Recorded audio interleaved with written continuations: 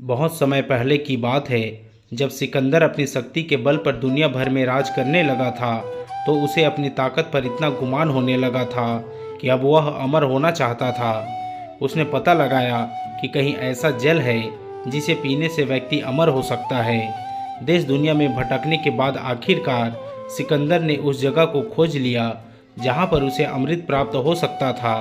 वह एक पुरानी गुफा थी जहाँ पर कोई आता जाता नहीं था। देखने में वह बहुत डरावनी लग रही थी, लेकिन सिकंदर ने एक जोर की सांस ली और गुफा में प्रवेश कर गया। वहाँ पर उसने देखा कि गुफा के अंदर एक अमृत का झरना बह रहा है। उसने जल पीने के लिए हाथ बढ़ाया ही था कि एक कौवे की आवाज़ आई।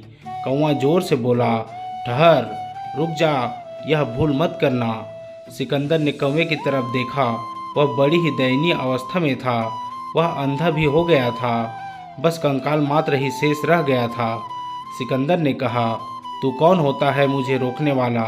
मैं पूरी दुनिया को जीत सकता हूँ, तो यह अमृत पीने से मुझे तू कैसे रोकता है?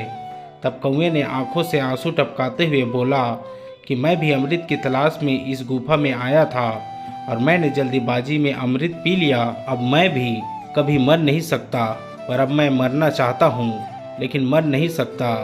देख लो मेरी हालत। कौवे की बात सुनकर सिकंदर देर तक सोचता रहा। सोचने के बाद फिर बिना अमृत पिए ही चुपचाप गुफा से बाहर वापस लौट आया। सिकंदर समझ चुका था कि जीवन का आनंद उस समय तक ही रहता है जब तक हम उस आनंद को भोगने की स्थिति में होते हैं। कहानी की सीख, जीवन में हमेशा खुश रहना चाहिए। हमें कभी भी खुश रहने के लिए बड़ी सफलता या समय का इंतजार नहीं करना चाहिए, क्योंकि समय के साथ हम बूढ़े होते जाते हैं और फिर अपने जीवन का असली आनंद नहीं उठा पाते हैं।